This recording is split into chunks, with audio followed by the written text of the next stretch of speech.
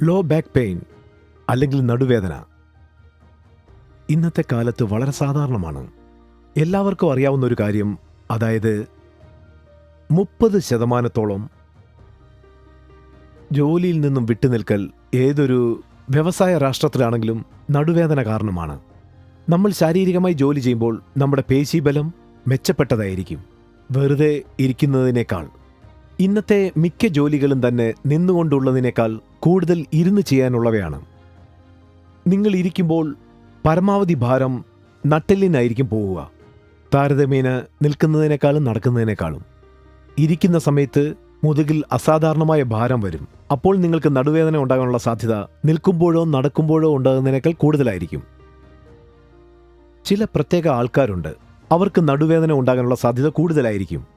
അവരെല്ലാവരും പൊണ്ണത്തടി ഉള്ളവരായിരിക്കും. ഇത്തരക്കാർ ദിവസവും 4 മണിക്കൂറിലേറെ ഇരിക്കുന്നവരായിരിക്കും. 8 മണിക്കൂർ തുടർച്ചയായുള്ള ജോലി സമയത്ത്. പതിവായി വ്യായാമം ചെയ്യാത്ത ആൾക്കാർക്കും വന്നേക്കാം.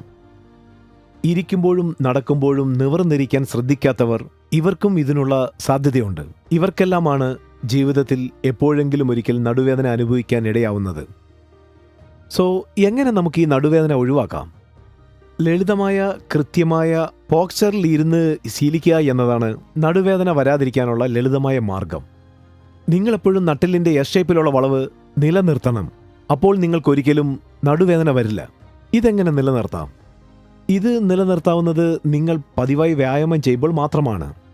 എക്സസൈസുകൾ ചെയ്യുന്നത് ന്യൂട്രൽ പൊസിഷനിലാവാം, അതുപോലെ ഭാരം പൊക്കിയും ആവാം. മികച്ച ലളിതമായ മാർഗം മുന്നിലെയും പിന്നിലെയും പേശികളുടെ ബാലൻസ് നിലനിർത്താൻ നീന്തലാണ് മികച്ച മാർഗമെന്നാണ് എൻ്റെ അഭിപ്രായം. ഇത് നിങ്ങൾക്കൊരു നല്ല വ്യായാമം തരും. നിങ്ങളുടെ പൊസിഷൻ ന്യൂട്രൽ ആയിരിക്കും.